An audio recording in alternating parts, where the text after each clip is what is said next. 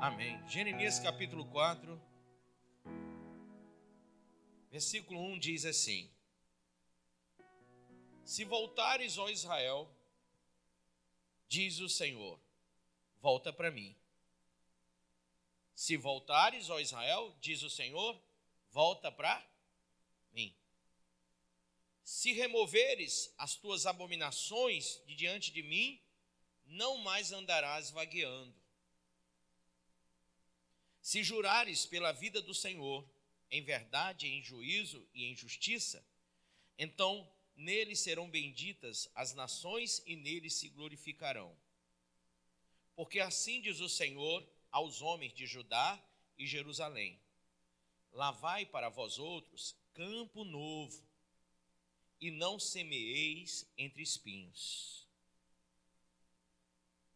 Circuncidai-vos para o Senhor, circuncidai o vosso coração, grife, ó homens de Judá e moradores de Jerusalém, para que o meu furor não saia como fogo e arda, e não haja quem o apague, por causa da malícia das vossas obras.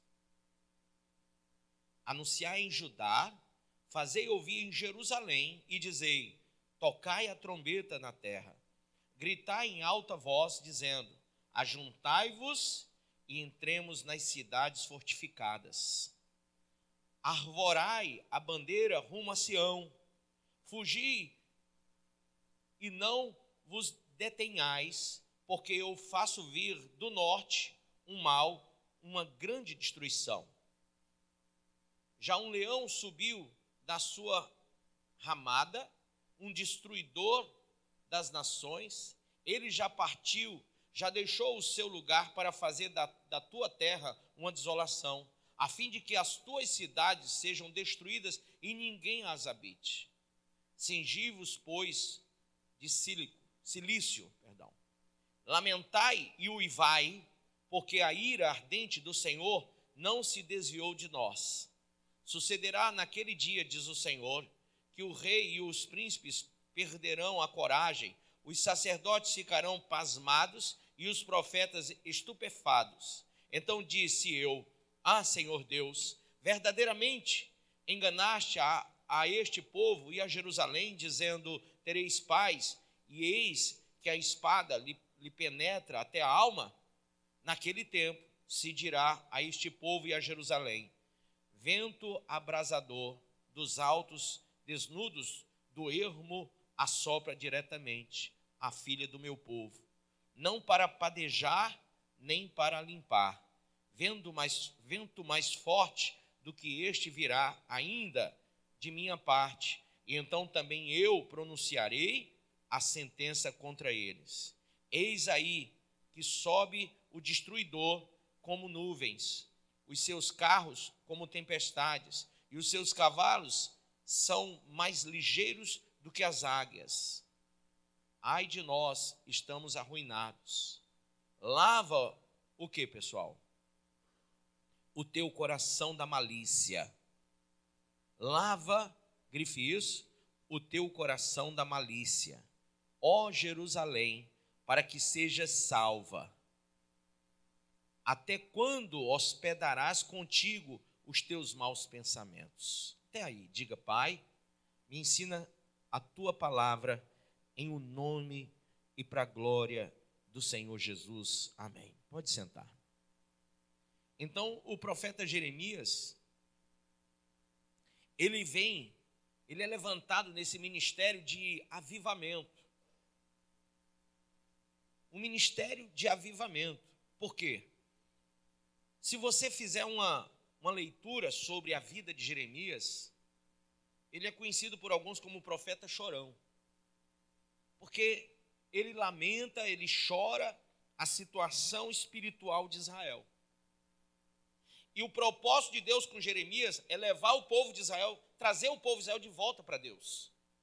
Porque todas as desolações, todas as destruições que vieram sobre Israel, estava diretamente ligado ao coração daquele povo. Um povo arvorado em todo o descaminho, um povo que vivia todas os propósitos dos seus próprios corações e se distanciavam de Deus cada vez mais. Muito embora tivessem notórios sinais de que Deus não se agradava daquilo.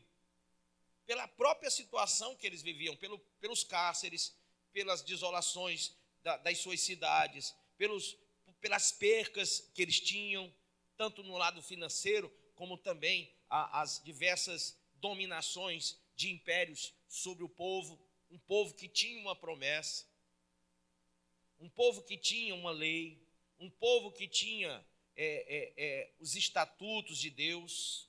Então, nós até um dia estudamos aqui que estatuto é uma coisa, mandamento é outra e lei é outra. Quem lembra disso? E promessa é outra. Então, eles tinham estatutos, promessas, leis e mandamentos. Eles tinham as 4 coisas, mas, na verdade, eles não tinham coisa nenhuma. Porque, para eles possuírem essas 4 coisas como fato, e não apenas como livro, e não apenas como uma frase dita ou falada por um profeta, ou por um levita, um sacerdote, né? A lei, o sacerdote falava a lei, o profeta profetizava a promessa de Deus, né? O rei estatutava a nação, né? Havia estatuto, lei e promessa e mandamento. Os patriarcas receberam os mandamentos do Senhor.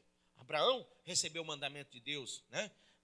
Jacó recebeu, Isaac recebeu, José foi orientado pelo mandamento dado por Deus. Então todos eles tinham. E Moisés, então, nem se fala, porque os 10 mandamentos, o decálogo, foi escrito pelo dedo de Deus em tábuas e foi entregue nas mãos de Moisés. Mas eles já tinham mandamentos anteriores àqueles 10 mandamentos. Mandamentos que foram, então, postados como lei depois, se tornaram prática religiosa, se tornaram lei no meio de Israel, se tornaram, enfim, eles fizeram uma misturada, né? Então, eles começaram a misturar as coisas. E nessa disfunção espiritual, nessa descoordenação, nessa falta de coordenação, o que eles alcançaram? Eles alcançaram um distanciamento de toda a compreensão de Deus. Porque no momento que você tem lei, mas você não entende a lei, você desobedece, você se torna fora dessa lei, né? E um fora da lei é preso, é aprisionado. É o que eles viviam, aprisionados pelos os diversos reinos, né? Quando você tem estatutos, mas você não os compreende, você não os pratica. E quando você não põe em prática, você também não está tendo uma coordenação pessoal ou uma coordenação espiritual. Quando você tem mandamentos e você não os pratica, você está em desobediência aos mandamentos. E toda desobediência ao mandamento divino era maldição. Quando você tem promessa, mas você você tem a promessa que está lá, mas você não tem o fato da promessa, porque ela não se cumpre por causa das 3 coisas anteriores: leis não cumpridas, mandamentos não exercidos e estatutos não vividos. Então, essa era a realidade que Jeremias está mostrando. E aí, quando ele diz: se voltares, ó Israel, diz o Senhor, volta para mim. Porque não adianta só você se voltar para o livro da lei, se voltar para o estatuto, se voltar para o mandamento, se voltar para a promessa, como muita gente é voltado para a promessa, quer as promessas de Deus, quer as bênçãos de Deus, porém, não voltou para o Senhor. Primeiramente, o homem tem que voltar-se para Deus, tem que dobrar o seu joelho e reconhecer o senhorio de Deus na sua vida. Começa tudo quando você o chama de meu Senhor e meu Rei, meu Salvador. Quando você começa a colocar essa visão do Deus soberano, do Deus criador, do Deus salvador, do Deus redentor. Quando você tem essa visão de Deus e o coloca na sua vida, na instância que ele merece estar, aí você começa a dizer: bom, já que eu estou declarando que Deus é tudo isso, e todo mundo declara, mas não vive, eu tenho que agora estatutar a minha vida, eu tenho que deixá-la coordenada a Deus, eu tenho que ver o mandamento do Senhor para mim, quais são as suas ordens, porque quando a gente pratica a religião, há coisas que são chamadas doutrinas hoje, que no passado eram leis levíticas, lembra disso? Leis levíticas, que coordenavam o sacerdócio, Então, todo o culto a Deus era regido pelas leis dos levitas. É tanto que em Cristo essas leis foram abolidas por causa da nova aliança, né? Mas eles tinham isso como forma. Então, quando você volta-se para Deus, você começa a entender o seu afastamento. Espera aí, eu me afastei de leis, eu me afastei de mandamentos, eu me afastei de estatutos e eu não cumpri os mandamentos. Então eu estou totalmente errado. Há uma ausência de Deus na minha vida, não porque Deus se ausentou, mas porque eu me afastei. E quando Israel se afastou, Deus também não pôde exercer nada na vida de Israel. Deus não quis até, não é que não pôde, é que ele não quis. Porque já havia Deus falado a eles que se eles cumprissem leis, mandamentos, estatutos, conforme Deus ordenara, Deus iria abençoar. Se não, não. Se não, seriam amaldiçoados, embora tivesse promessa. Esse é meu povo, povo que se chama pelo meu nome. Mas Deus, o mesmo Deus que chamou esse povo de meu povo e que se chama pelo meu nome, disse, se eles se humilharem, orarem, buscarem a minha face, converter de seu mau caminho, aí é que eu vou ouvir a prece. Se não, não. Se atentamente ouvir a minha voz, tudo bem, vai ser abençoado. Se não ouvir, vai ser amaldiçoado. Então Deus já tinha mostrado ao povo qual era a forma de serem de Deus. E lá no passado eles não quiseram saber. Todo o Antigo Testamento, Deus está chamando o povo de volta para si. Volta, volta, volta, volta.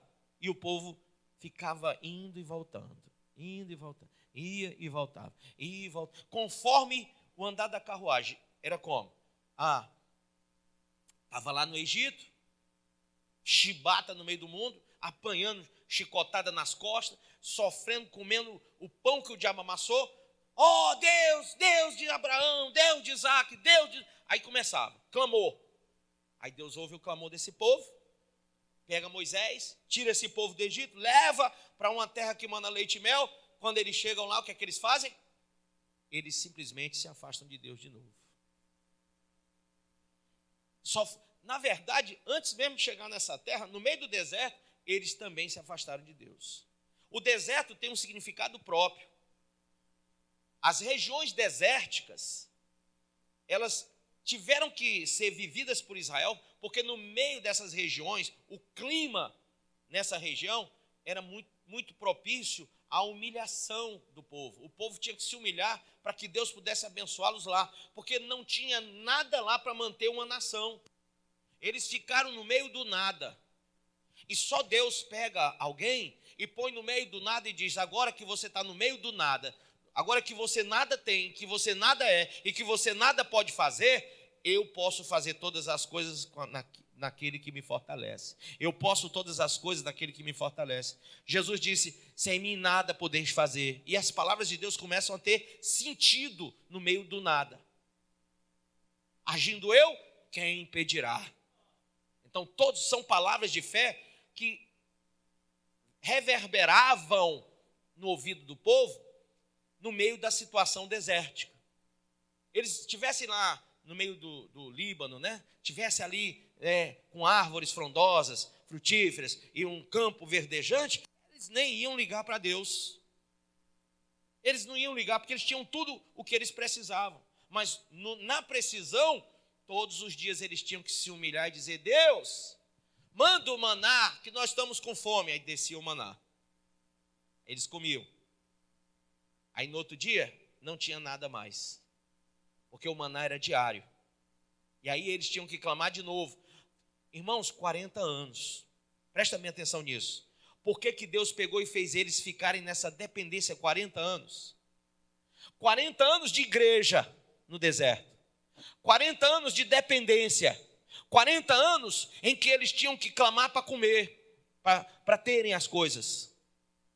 Por que Deus fez isso? É porque Deus é mau e levou eles para o local desértico? Não. Deus queria que eles se tornassem uma nação obediente, uma nação fervorosa, uma nação forte, uma nação que representasse Deus, uma nação que se chamava meu povo, povo que se chama pelo meu nome. Então Deus botou eles no deserto para eles se tornarem maduros, espirituais. E Deus não poupou esforço para que isso acontecesse, porque os ensinamentos de Deus já começaram lá no Egito, mostrando que ele era Deus. 10 pragas sobre o Egito. Quero ver se Faraó não vai soltar vocês. Mas mesmo, a Bíblia diz que Deus, ele enrijeceu o coração de Faraó. Exatamente. Deus é soberano, irmão. Ele diz, não solta. E aí manda Moisés dizer, vai lá e diz para ele soltar. Mas Deus já disse, não solta. Porque no plano de Deus, aquele povo não podia sair na primeira praga, no primeiro pedido, na primeira oração, no primeiro clamor. Você imagina se Moisés chegasse lá e dissesse, solta o povo de Israel, solta essa nação. E o Faraó, tá bom, leva, estou nem aí, leva. O que eles tinham aprendido com isso? Nada. Então Deus enrijeceu o coração de Faraó para que eles ficassem naquela, não deixou? O negócio vai pesar, o bicho vai pegar. Agora eu quero ver se Deus é Deus. E Deus foi e mandou a primeira praga, e aí Deus mostrou ser Deus. E Faraó pegou e disse, não deixo. Veio a segunda, Deus mostrou de novo. Veio a terceira, Deus está mostrando de novo. Veio a quarta, Deus está mostrando. Deus está pregando para o seu povo, porque foram 400 anos de escravidão sem poder ouvir quem era Deus. Eles só ouviram falar do Deus de Abraão, mas nunca estiveram realmente um contato direto com esse Deus. Foi só eles clamarem ao Deus vivo e não aos deuses do Egito que a coisa começou a acontecer. Mas Deus tinha que dar primeiro discipulado. O primeiro discipulado eram 10 pragas lá no Egito. Terminaram as 10 pragas. Terminou o meu primeiro discipulado. Discipulado 1, agora vem o discipulado 2. Vai para o deserto. Aqui já começa com a abertura do Mar Vermelho. Amém? Por que clamas a mim? Estende a tua mão, toca com a tua vara esse mar e abre, parte o mar ao meio. E assim Moisés fez. As águas se abriram e naquela hora, qual era a visão de Deus? Era que abrisse o mar? Não. Era que abrisse a mente do povo. É que o coração do povo se abrisse. É que nem o pessoal diz, por que Deus pediu a Abraão o filho Isaque? Deus queria tanto essa oferta? Não, Deus queria o coração de Abraão. E o coração de Abraão estava sendo medido pela oferta que ele estava entregando. Pelo o que ele estava despendendo ou se desprendendo para dar para Deus. Não negaste o teu filho, Isaque. Agora eu sei que tu me temes. Eu conheci teu coração agora com esse sacrifício. Então, quando Deus dá o segundo discipulado, ele começa querendo abrir o coração do povo, mostrando que o mar se abre. Ele coloca colunas de fogo para que esse coração aberto seja aquecido. E ele coloca nuvens sobre a cabeça do povo para que esse coração seja, como diz lá no Salmo 23, né? A minha alma refrigera. Então, para que houvesse refrigério na alma desse povo. Então, aquece, refrigera, quente, frio, aquece e refrigera. Deus mostra, olha, eu quero, nesse segundo discipulado, no meio do deserto, que vocês entendam que eu sou Deus e que vocês não podem e não devem se afastar de mim. E eles passaram toda aquela coisa, codornizes vieram do lado do mar para servi-los, eles viram águas saindo de rochas, eles viram todos os milagres, né, as vitórias, tudo no meio do deserto. Terminou o deserto, terminou o segundo discipulado. Agora, nesse segundo discipulado, muita gente não pôde seguir o Senhor. Por quê? Porque eles estavam sempre querendo voltar para o Egito. Sempre querendo voltar àquilo que eles viveram antes. E Deus não é Deus desse tipo de coisa. Então, aquela geração passou no deserto. E os filhos deles que ouviram o discipulado, os filhos deles que receberam discipulados, porque tudo era passado de pai para filho, os filhos que viram com os seus olhos o que acontecera naquela geração, entraram na terra com o efeito do segundo discipulado. Qual era o efeito do segundo discipulado? A sabedoria. Qual é o princípio da sabedoria? Temor. Ei, nós estamos entrando na terra que mana leite e mel, terra prometida a Abraão, mas essa terra é terra de cão. Opa, terra de cão? Tu está indo para a terra de cão, descendente de Noé, filho de Noé. Lá, aquele povo, aquelas nações são amaldiçoadas. De lá, você não vai querer coisa nenhuma. Já começa por Jericó. Não pega nada de lá, porque nada ali é bom. Aí, Acã vai e pega. E Deus faz com que o povo perceba que não estava correto diante dele o que Acã fez. Acã foi destruído por causa do seu erro. E ali vem o início do terceiro discipulado. Quando Deus diz não é não. Quando ele diz sim é sim. Por isso que a palavra do cristão é sim, sim, não, não. Sempre. Não tem meio termo. Não tem meio termo. Então, o primeiro discipulado, o terceiro discipulado começa mostrando que a água do Jordão se abre. Começa mostrando que o que Deus amaldiçoou, o homem não toque. E eles começam a caminhar, vencendo batalhas, mas passando por tribulações. Tribulações porque conquistar não é fácil. Depende realmente de pessoas com o coração movidos por Deus. E aí eles estavam ali, já absorvendo o primeiro discipulado, o segundo discipulado, sabendo quem eles estavam representando naquela terra. Havia uma promessa a Abraão, mas havia também uma promessa de Noé aos seus filhos Sem e Jafé. E os dois eram aquelas nações ali. Os dois. Então, irmãos, quando eles entraram lá, 2 tribos foram ordenadas que não recebessem coisa nenhuma de herança. Foi a tribo de Levi e Simeão. Lembra? Os dois não tinham herança. Por que não tinham herança? Em primeiro lugar, Deus é Deus de palavra. E Deus também não tira, não volta atrás a palavra de Deus. Noé, quando amaldiçoou Cão, disse: você Cão, tua geração, teus filhos vão servir aos filhos de Sem e Jafé. Vão ser servos deles. E quando Jacó amaldiçoou a Levi e a Simeão por terem feito uma carnificina, por terem enganado, por terem quebrado uma aliança, por terem quebrado um juramento, eles foram amaldiçoados e ficaram sem herança. Então, Simeão ficou de fora. Você vai ficar aquém do Jordão. E você, Levi, vai entrar, mas você vai fazer uma coisa. Você vai entrar? Vai. Mas você não tem herança lá. Você foi amaldiçoado. Nessa terra aí, você não tem herança. Nenhuma. Não, nenhuma. Você não tem nada aí para você. Mas eu vou fazer uma coisa, porque eu sou Deus. Até agora, quem toma conta de tudo são os primogênitos. Mas quem vai assumir agora é a tribo de Levi, o sacerdócio. Meu sacerdócio agora vai ser da tribo de Levi. Eu vou dar a vocês a honra e o trabalho de sacerdotal. Mas tem um detalhe. A partir de agora, você não tem terra, você não tem nada, possessão nenhuma aqui, mas todas as outras, os seus irmãos, as tribos dos seus irmãos, vão manter vocês com a 10ª parte de tudo que é o dízimo. Amém? O dízimo voltou nesse dia, sim, mas continuava sendo um mandamento e não uma lei. Amém? Aquele mandamento que Deus deu a Abraão para entregar Melquisedeque estava sendo praticado para manter Levi. Eles passariam a ser mantidos pelos dízimos de tudo. E assim, eles continuaram no terceiro discipulado. Começou a usar os profetas. Começou pelos profetas. Pegou o profeta Samuel, e outros foram surgindo os profetas. Teve os juízes, vieram os profetas e vieram os reis. Primeiro o rei Saul, rejeitado por Deus pelo seu pecado.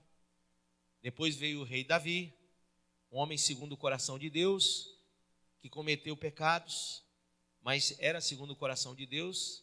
Depois veio Salomão, homem sábio, porém um grande pecador, que acabou perdendo após o seu reino. Seus filhos padeceram porque o reino foi dividido em virtude do seu pecado. Aí estavam já entrando no 4º discipulado. Fidelidade. Se vocês se mantiverem fiéis, leais, compromissados comigo, o reino de vocês é perpétuo. Disse Deus a Davi, disse Deus a Salomão. Mas se vocês quebrarem essa aliança, o reino de vocês vai ser dividido. E foi. Discipulado de não haver deslealdade, divisão, nada disso. Mas houve. Então, o reino foi dividido. E Jesus falou sobre isso e disse: um reino dividido não subsiste. Então, Paulo ainda diz: dois não andarão juntos se não concordarem. E Israel entrou nessa. E aí, só divisão. E onde há divisão, há o quê? Perca. Por que o judeu não se separa da esposa? Porque vai ter que dividir. E eles não querem dividir, eles só querem multiplicar. Amém? Não vão, não tem, eles não querem divórcio. Divórcio quer dizer repartir coisas. E eles, judeus, nunca querem repartir nada, eles querem conquistar. A visão de um judeu é conquistar. Aí, essa lição dos reis que foram perdendo a glória do passado, foram os pés pelas mãos. Esses reis que meteram tantos pés pelas mãos foram perdendo e foram sendo escravizados. E essa escravização toda fê-los chegar a essa situação aqui que Jeremias está retratando. Se vocês têm que voltar, voltem para mim. Se vocês têm que voltar, voltem para mim. Amém? Volta para mim. Se removeres as tuas abominações. E o que é que Deus está dizendo? Tem um se. Vocês já tiveram tanto discipulado, mas tem um se. Vocês vão ter que tirar as abominações. Amém? Se vocês removerem abominações de diante de mim, não mais andarás vagueando. Vocês estão vagueando porque vocês se afastaram de leis, mandamentos, estatutos e promessas. Vocês se afastaram de mim. Mas se voltarem, voltem para mim e respeitem leis, mandamentos, estatutos e promessas. Amém? E aí, irmão, eu quero chegar nesse versículo de número 14, como o versículo áureo da minha mensagem. Então, o versículo áureo diz assim, verso 14. Lava o teu coração de quê? Malícia. Lava o teu coração da malícia, ó Jerusalém, para que seja salva. Essa não é uma palavra qualquer, ela vem de um profeta. Quem crê que a palavra de Deus é atemporal, levanta a mão. Então ela não é só para esse momento aqui de Israel, ela vem ecoando, reverberando de geração em geração, de nação em nação, de reino em reino, de povo em povo, e vai chegar até os cristãos do século 21. Que por mais que tenham tido todo o discipulado de Cristo na cruz, dos apóstolos em seu testemunho de vida, de sacrifício pessoal, que a igreja primitiva passou para suas gerações, apesar de todo o sistema neotestamental, doutrinário, apesar de toda a historicidade bíblica, do Gênesis até o Apocalipse, de toda a revelação, seja profética, seja histórica, seja alegórica, seja como for, tudo que vem de lá, a igreja do século 21 está desviada, afastada da palavra de Deus. E olha que a palavra de Deus na época do povo lá, escrita, ela era muito rara. Poucos podiam mantê-la, estar com ela nas mãos. Sacerdotes manuseavam pergaminhos. Mas Deus, Ele utilizou no período medieval da igreja, sacerdotes para entrarem, serem introduzidos pelos muros da igreja romana, a fim de avocar a palavra que lá estava. Essa palavra não podia ficar em quatro paredes, ela tinha que ser tirada de lá e ser transmitida ao povo. Mas antes que ela fosse queimada, porque os pergaminhos iam ser queimados, a igreja romana não queria que todos soubessem que todo aquele sistema de cobranças injustas que eles praticaram, as indulgências, aquilo tudo estava sendo imposto como mandamento, lei, como estatuto e como promessa ao povo. Porque o povo não tinha acesso à palavra. Então eles criam no que os sacerdotes romanos falavam. Deus usou homens para entrarem lá. E lá dentro dos muros da igreja, se converterem. Foram visitados pelo Espírito Santo, amém? E o Espírito Santo usou esses homens para traduzirem e arrancarem, saquearem do inferno daquelas quatro paredes de uma denominação romana e não cristã, envolvida com um paganismo disfarçado e não com o cristianismo que foi pregado pela igreja primitiva. Então Deus faz com que eles saqueiem, com que eles arranquem daqueles muros a palavra, já traduzida e já transmitida ao povo em letras. E isso custou a vida de vários homens que foram esquartejados, que foram degolados, que foram queimados vivos, para poder essa palavra, esse estatuto, essa lei, esse mandamento, essa promessa, chegar aqui na sua mão. Ela chega aqui com um preço de sangue, com muito derramamento de sangue.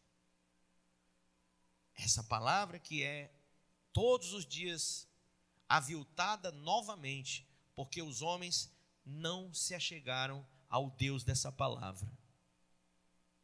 As pessoas, elas conseguem até frequentar uma igreja, mas elas não conseguem chegar em Deus.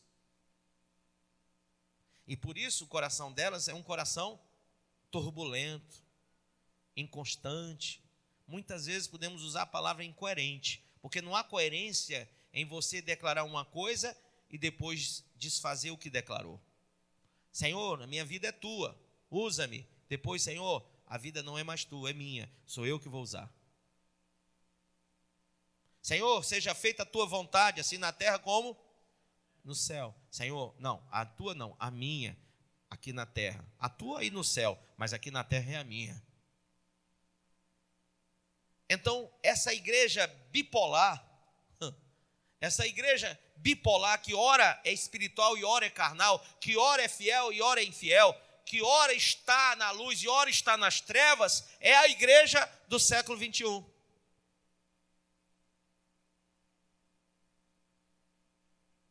E dela o apóstolo Paulo falou que haveriam muito choro, muito ranger de dentes. Por quê? Porque essa é a igreja do último discipulado. É a igreja da última hora. É a igreja do último momento. É a igreja que não está mais na nuvem do refrigério e nem na coluna do fogo. Não é mais quente nem fria. É uma igreja morna. É uma igreja que está voltada para seus prazeres, para a sua vontade, para as suas riquezas, para os seus deleites. É uma igreja que não está ligada a Deus e ao trono da graça, mas tão somente a si mesma. E essa igreja do século 21, Paulo disse a Timóteo, buscarão e cercar-se-ão de mestres conforme suas cobiças, não mais conforme a minha palavra. Mas tu, disse Paulo, sê sóbrio. Ser sóbrio. Você que é cristão hoje tem que ser sóbrio. E você tem que combater o bom combate. Você tem que correr a sua carreira de fé. Você tem que guardar essa fé. Porque o período que nós estamos vivendo é o período do último discipulado.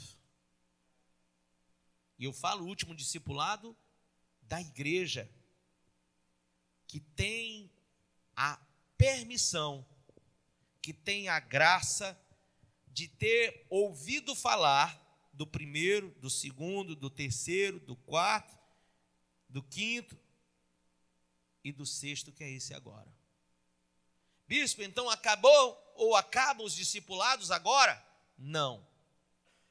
Essa igreja que está no sexto discipulado, ela vai receber se ficar no 7º discipulado. Se ela não for arrebatada com Cristo, se hoje ela não aprendeu ou quer aprender a viver em Cristo, por Cristo e para Cristo, ela vai ficar para o último discipulado.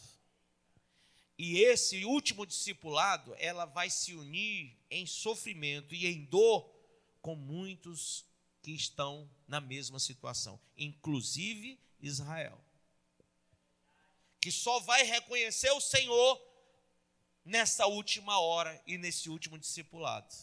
Então, todo aquele que ouviu falar, todo aquele que os olhos viram, do primeiro, do segundo, do terceiro, do quarto, do quinto, do sexto discipulado, todos aqueles que passaram e viram e ouviram falar sobre o Senhor e não deram ouvidos à voz do Senhor e não cumpriram os estatutos, mandamentos, leis do Senhor e não guardaram as suas promessas, mas tiveram 6 discipulados para fazerem isso e não fizeram.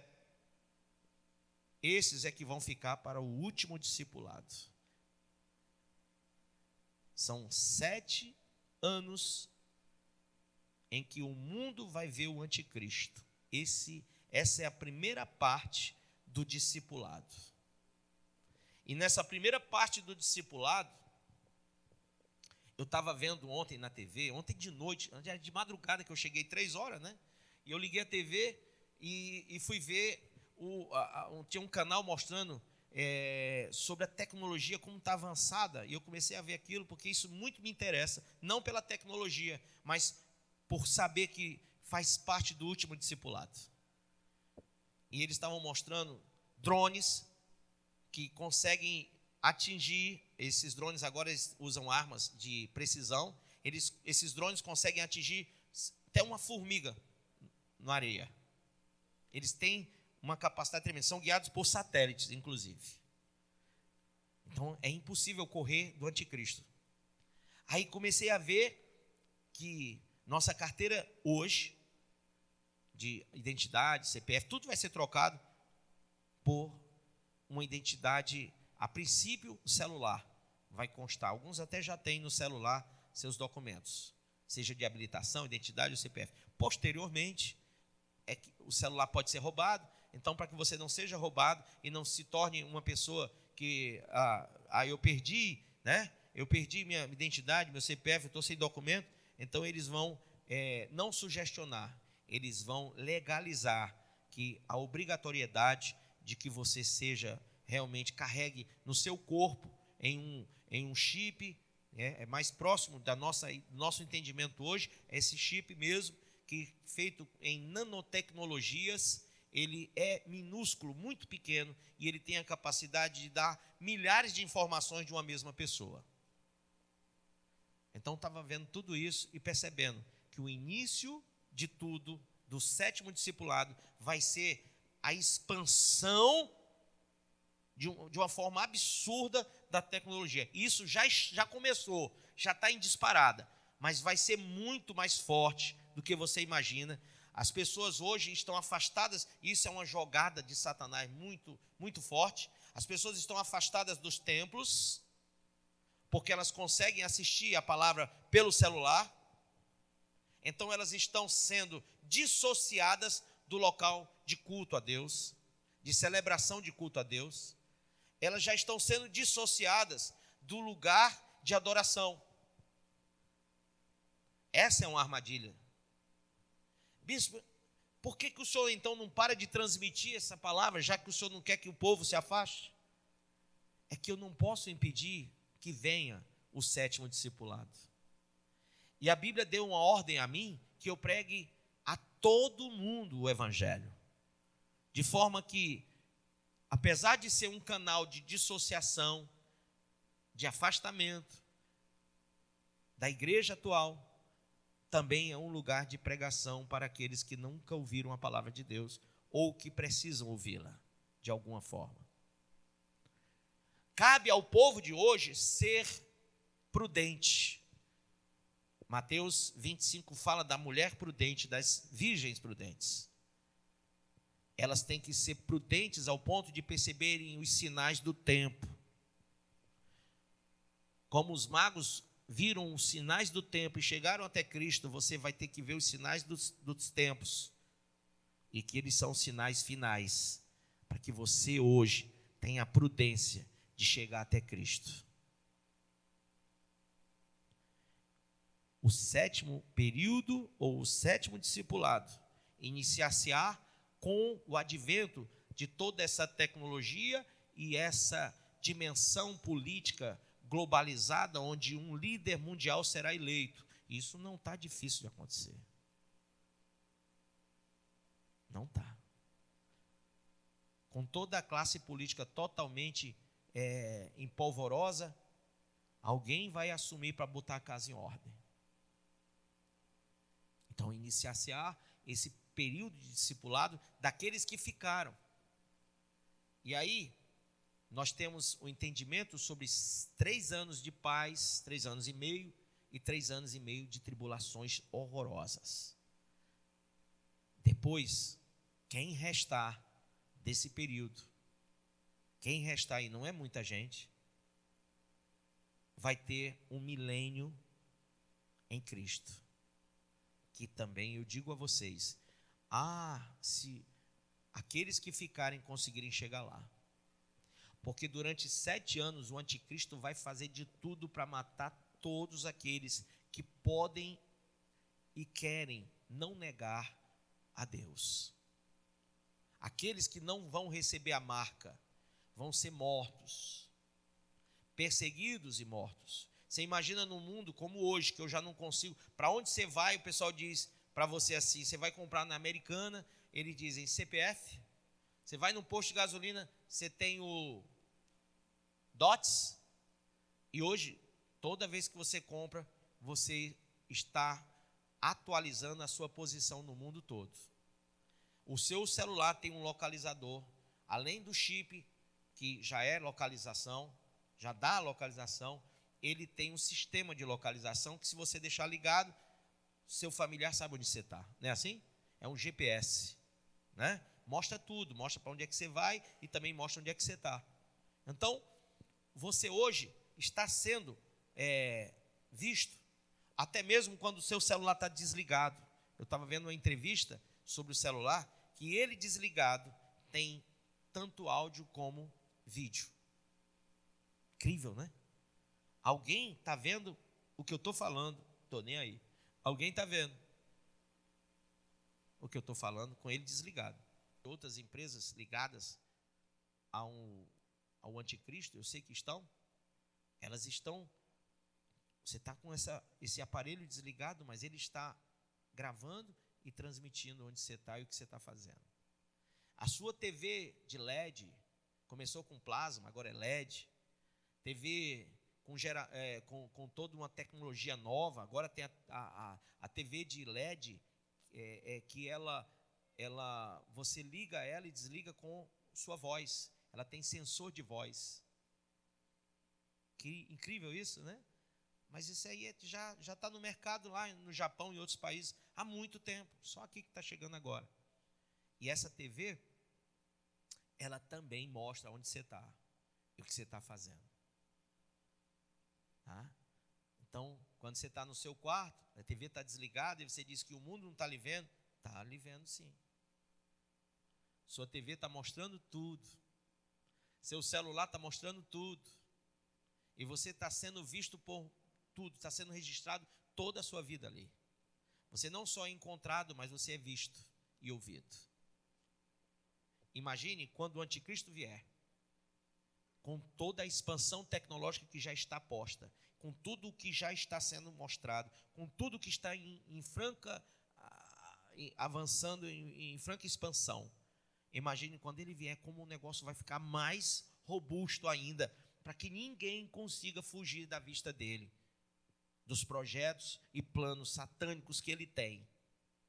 E claro e evidente, como em países árabes e países de religião muçulmana, os cristãos estão sendo mortos, aqui no Brasil e em países que se dizem cristãos, também haverá essa perseguição de forma a matar muita gente. Se você conseguir, Jesus falou para aquelas mulheres que choravam: não chores por mim, vocês chorarão mais pelos filhos de vocês. Esse é o período do choro e do pranto e da lágrima. É o período do desespero. 3 anos e meio de muita mortandade. Quem passar, quem viver, todos aqueles selos que serão abertos, eu não vou falar todos agora quem são, porque é muita coisa. Mas eu digo a vocês, quem passar por tudo isso e viver, vai ter 1000 anos nessa segunda parte do primeiro discipulado, do 7º discipulado, onde terá 1000 anos com Cristo. E aquele milênio passará. Durante um milênio o diabo estará preso, aprisionado. E posteriormente ao milênio será solto e convencerá muitos contra Cristo novamente. E muitos se voltarão contra Jesus naquele período pós-milênio. E haverá novamente uma grande mortandade. E o diabo será lançado finalmente no lago que arde com fogo e enxofre. Ele será o primeiro morador, junto com o anticristo e os falsos profetas. Serão lançados lá. Não tem ninguém lá hoje, mas serão os primeiros de lá. E depois deles, todos aqueles que amaram e cometeram a mentira, todos aqueles que cometem a prostituição, a lascívia, crentes que hoje a gente diz, não põe seu corpo à mostra, não fica fazendo isso no Facebook. Não, irmão, não fique fornicando, prostituindo, adulterando, mentindo, roubando, matando. Olha, irmão, presta atenção, não é homofobia, é que a Bíblia diz que aqueles que praticam o sodomismo, o gomorrismo, não herdarão o reino dos céus. Todos aqueles que têm essas práticas, os bebarrões, os avarentos, os ladrões, aqueles que negam o dízimo e a oferta da casa de Deus são chamados de ladrões e avarentos. Os cães, quem são os cães? Cães não é cachorro, não é um vira-lata, ou um Doberman, ou um pitbull, não. Os cães são aqueles que cuspiram ou que pisaram na cruz de Cristo. Tiveram acesso ao Santo dos Santos, mas rejeitaram. São chamados hoje por nós de quem? Desviados. São chamados desviados. E até tem gente que diz, eu não gosto que me chame de desviado. Não gosto. Amém. Mas essa palavra é a palavra mais suave para chamar você de cão. Entendeu? Você que desvia, você é chamado de cão na Bíblia. É um dos cães. E tem um detalhe para eles. Assim como os filhos de cão não tiveram herança naquela terra, mas perderam tudo, os cães, que são os desviados, também perdem tudo. Não têm direito à salvação e nem às mansões celestiais, ao reino de Deus eterno. A sua eternidade, eles não têm direito. São os cães. Então, todos esses serão lançados no lago que arde com fogo e enxofre, nessa segunda parte do 7º discipulado de Deus. E aí, nessa última parte, pós-juízo, pós-trono branco, haverá então novo céu, nova terra, para aqueles que realmente reconheceram estatutos, leis, mandamentos e promessas. Esses que guardaram no seu coração, que deixaram suas lâmpadas acesas e que guardaram o azeite. Esses que não perderam a promessa, nem deixaram de se estatutar de acordo com a orientação de Deus, que não deixaram de cumprir conforme o mandamento do Senhor. Esses que andaram nas leis morais, espirituais do Senhor. Esses que não se afastaram de Deus, irão passar a eternidade com Ele, para a glória de Deus Pai, de Deus Filho e de Deus Espírito Santo. Você acabou de ouvir essa poderosa ministração da Palavra de Deus. Eu creio que sua vida foi abençoada. Eu quero que você ore comigo, profetizando sobre a sua vida a salvação que vem de Cristo Jesus. Ore conosco. Deus Pai, em nome de Jesus, nós te agradecemos por esta palavra. e que o Senhor possa abençoar a vida de cada um que nos viu, que nos ouviu nesse dia. Deus Pai, em nome de Jesus, que esta pessoa esteja agora entregando a sua vida, recebendo a salvação que vem do Senhor. Pois assim, Pai, nós profetizamos salvação, cura, libertação, em nome do Pai, do Filho e do Espírito Santo de Deus. Amém.